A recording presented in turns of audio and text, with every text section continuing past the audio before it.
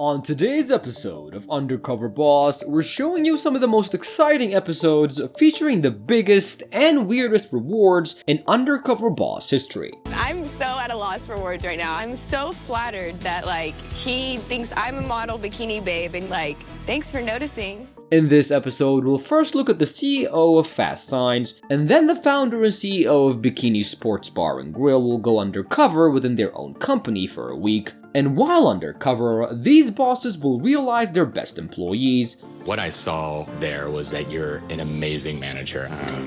You show a lot of energy and passion. And for the very first time in Undercover Boss history, an employee will get a breast implant as a reward for her hard work. Am I getting a free pair of boobies today? Is that what you want? Yes. I want a full C. So, I'll make you a deal.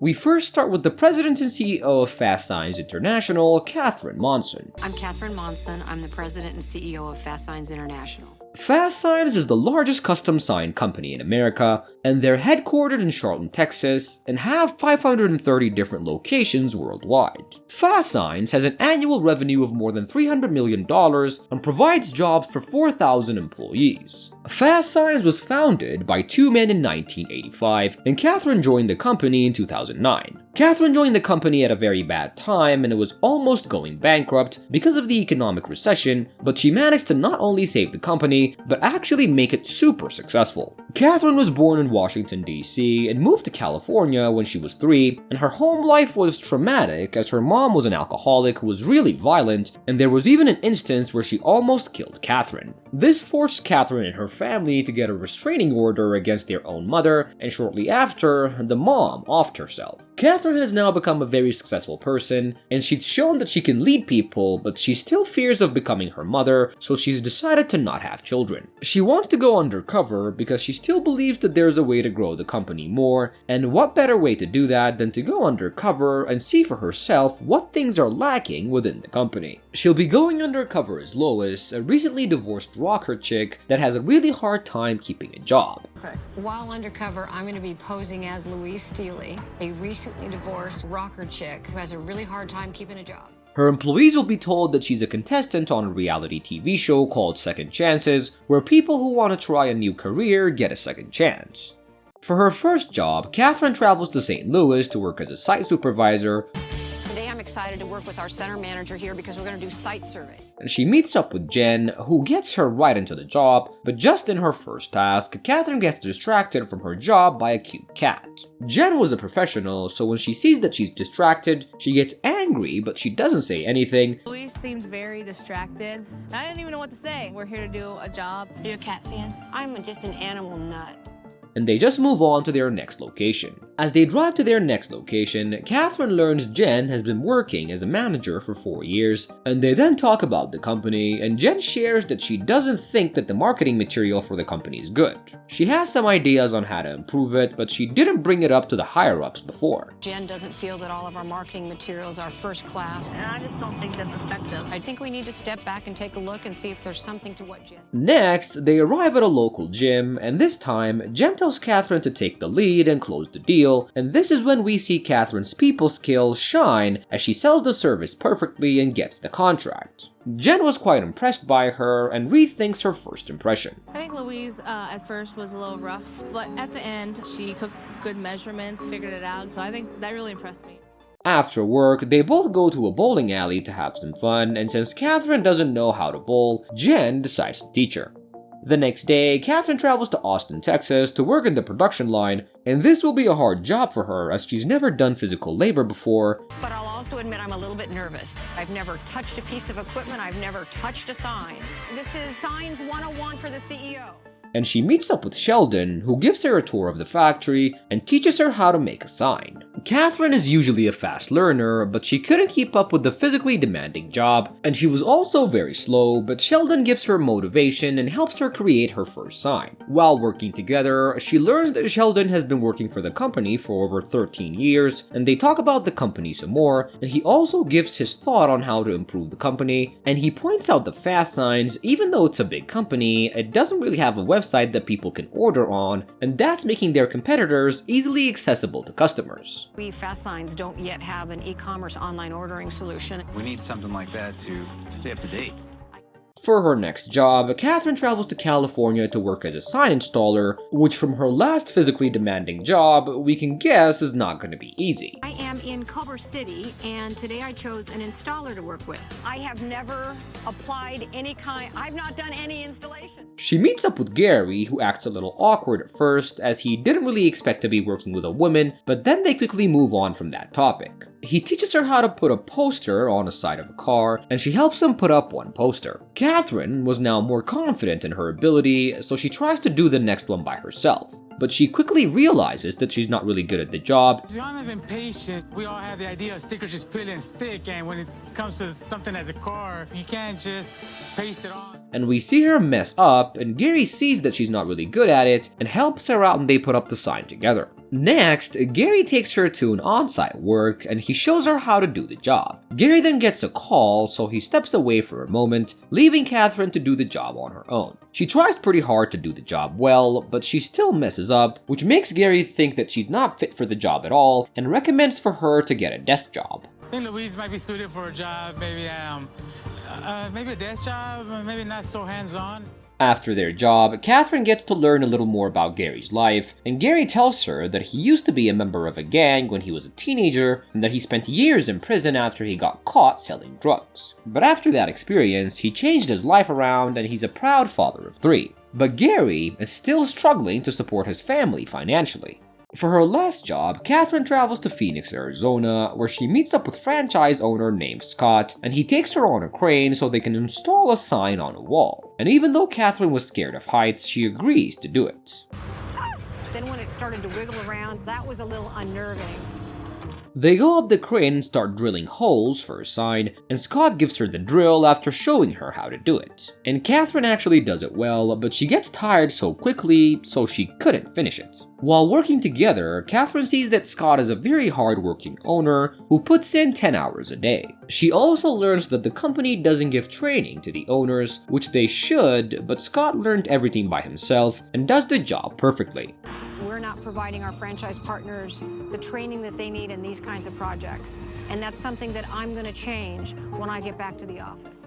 Catherine's undercover time finally comes to an end, and she invites her employees to a private club and reveals her identity. I'm Catherine Monson, CEO of Fast Signs International. Oh my God. This is surprising what's going on now. First in was Sheldon, and she first thanks him for being a good teacher and for not giving up on her, and she also thanks him for his feedback on the company and reveals to him that she's creating a new website. She then gives him $10,000 so he can have a vacation with his fiancée, and another $50,000 to help with his fiancée's medical bills. I kind of feel peaceful, you know, kind of like I can kind of relax a little bit and enjoy life a little more. Next in was Jen, and Catherine first appreciates her feedback on the marketing and tells her that she's working on a new marketing strategy. She then gives her $10,000 for her dream vacation and another $20,000 just for her. It feels amazing to have the recognition that I'm doing a good job. It's really important to me that it's appreciated at my level.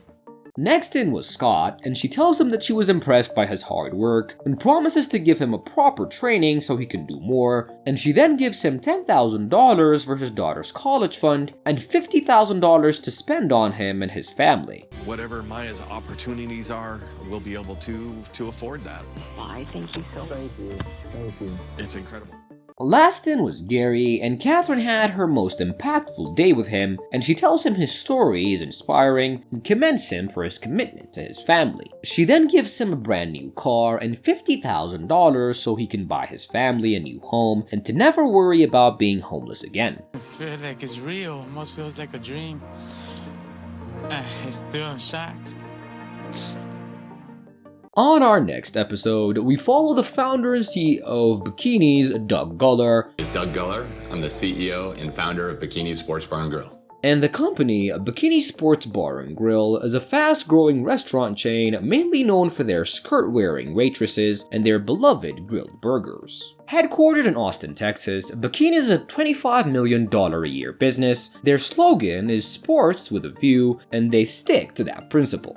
Doug is a very controversial CEO, and he uses the press to get to promote bikinis, and this tactic seems to work as his restaurant is growing pretty fast, but the general public still has a bad view about the company. Doug wants to go undercover because he spends his time working out of the office, so he feels like he needs to go inside the restaurant and see how things are going, and he wants to see if his food and the ladies are up to the standard that he set for the company. He'll be going undercover as Jake, and his employees will be told that he's a contestant on a reality show, competing to win money so he can make his dreams come true. While undercover, I'll be posing as Jake, the subject of a fake reality show, trying to win money to make my dreams come true. For his first job, Doug travels to Richardson, Texas to work as a bartender, and he meets up with Jessica. And immediately after meeting her, he sees a problem as Jessica's not wearing a bikini bra and is just wearing a normal shirt. This makes him annoyed, and she's not following the company's guideline, but when he asks her why she was not wearing a bra, she explains that she didn't want to be on TV wearing just a bra, as that would make her really uncomfortable. This is an unacceptable explanation to Doug. The sign on our building doesn't say shirts, it's called bikinis. I mean, come on. But since he doesn't want to blow his cover, he lets it go for the time being, but things don't really stop there, as he next notices that Jessica's not stopping a customer from drinking too much, and he asks her if she's gonna give the drunk customer another drink, but she tells him that it's okay and just gives the guy a drink. Doug starts to lose his patience and seriously considers blowing his cover, but before he could do anything, the restaurant manager comes to the table and escorts the customer out and gets him a taxi. After their shift ends, the two get to talking, and Jessica tells him that she doesn't like the job as she doesn't agree with the company's beliefs, and she also wants to work in sales, so she's sending applications to other companies and waiting for her chance. That's just unacceptable here. I was putting a lot of faith in my bikini's bartender, and she let me down. The next day, Doug travels to San Antonio, Texas to work as a cook, and he meets up with Henry and he teaches him how to cook wings, and Doug then tries to apply what he learned, but he kept messing up. Henry's a tough boss, and he makes Doug cook the wings until he does it right, and Doug was very impressed with Henry's diligence and is happy that he has someone like him working in the kitchen. It was personal to him about getting the food out, looking good, and on time. For his next job, Doug travels to Arlington, Texas to work as a server, and he meets up with Grace. Grace takes him to the tables and shows him how to take orders. While working with her, he notices the other waitresses are just standing on the corner and gossiping, and the restaurant is mostly empty, so there's not much work, but Doug is still very angry seeing the waitresses just standing in the corner and not doing their jobs. Just standing around and talking, there's nothing positive in that whole scenario. It's just sending the wrong signal to our fans. Grace and Doug then go out for a break and they start talking about the restaurant, and Grace reveals to him that she's left multiple locations because the managers were very disrespectful to her. She tells him that she loves working for the company, but that in most places, the managers don't really treat the waitresses well. Grace then mentions that she loves the outfits and that the only thing that she wishes is that she had bigger boobs so she can fit into the bras. For his last job, Doug travels to Dallas, Texas to work under the manager, and he meets up with Megan, who's easily the best manager that he'd encountered so far. Megan treats her employees well, and her customers love her too. She takes him around and they do some tasks together, and the day seems to be going great, until two waitresses just leave work early. Megan tells him that it's hard to keep good waitresses as most people don't want to work in the restaurant, and this is shocking news to Doug as he didn't know women didn't like to work in his restaurant and that they didn't like being objectified. You know, going undercover has just really opened my eyes. I think there's a lot of room for improvement. Doug's undercover time comes to an end, and he invites his employees to reveal his true identity. First it was Jessica, and it was not a good day for her, and Doug tells her that he's had a bad experience with her before firing her on the spot. I'm sorry, Jessica. It's not working out. Today's your last day. Next is Grace, who will have the opposite luck, and Doug tells her that he was very impressed with her and offers her a promotion, and then reminds her about her comment of her boobs and offers to pay for a boob job, which she excitedly accepts. Am I getting a free pair of boobies today? Is that what you want? Yes. I want a full C. So, I'll make you a deal. Next in was Henry, and Doug was also impressed by him, so he offers him a promotion and gives him $10,000. You stick to your guns. Something will eventually work out for you. Yeah.